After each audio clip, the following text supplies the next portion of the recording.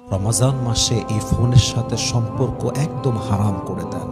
এই ফোন আপনাকে ইবাদত করতে দিবে না, ইবাদতে মনোযোগী হতে দিবে না, 5 ওয়াক্ত নামাজ বা জামাত আদায় করতে দিবে না। এই ফোন আপনাকে চোখের গুনাহ করাবে, এই ফোন আপনাকে অবৈধ সম্পর্কে রাখবে, এই ফোন সারাদিন আপনাকে স্ক্রল করাবে, এই ফোন সারাটা দিন আপনাকে পর্নোগ্রাফি দেখতে ফোর্স করবে, এই ফোন সারাটা দিন ফেসবুকে, ইউটিউবে, ইনস্টাগ্রামে, টিকটকে আপনার সময়কে এমনভাবে নষ্ট করবে যে আপনার রোজার মাস শেষ হয়ে যাবে, আপনি কল্পনাই করতে পারবেন না, কল্পনাই করতে পারবেন না।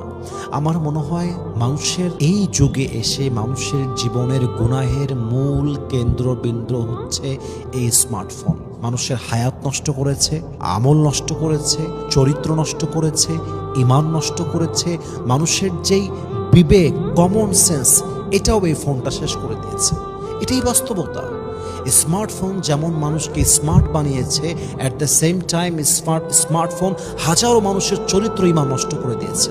আজকে মানুষ রোজা রেখে পর্নোগ্রাফি দেখতেছে, আজকে মানুষ রোজা রেখে মোবাইল ফোনে সিনেমা দেখতেছে, সারাটা দিন স্ক্রল, সারাটা দিন টিকটক, সারাটা দিন রিলস দেখতে আছে, মানে ফোনটা হাতে ধরে স্ক্রল যে করছে, ফজর থেকে মাগরিব হয়ে গেল, স্ক্রল চলতেছে, ইফতারি খেতে বসেছে তখন স্ক্রল চলতেছে। কি কি কি অবস্থা আমাদের আজকে, কোন অধপতনের দ্বার প্রান্তে আমরা পৌঁছে গিয়েছি। ইভেন আমার মনে হয় রমজান মাসের 3 ভাগের 2.5 ভাগ মানুষ সময় কাটায় শুধুমাত্র স্মার্টফোনে। সারাদিন ফ্রি, কাজ নাই, একবার সিনেমা দেখে, একবার ফেসবুক ঘাটে, একবার টিকটকে যায়।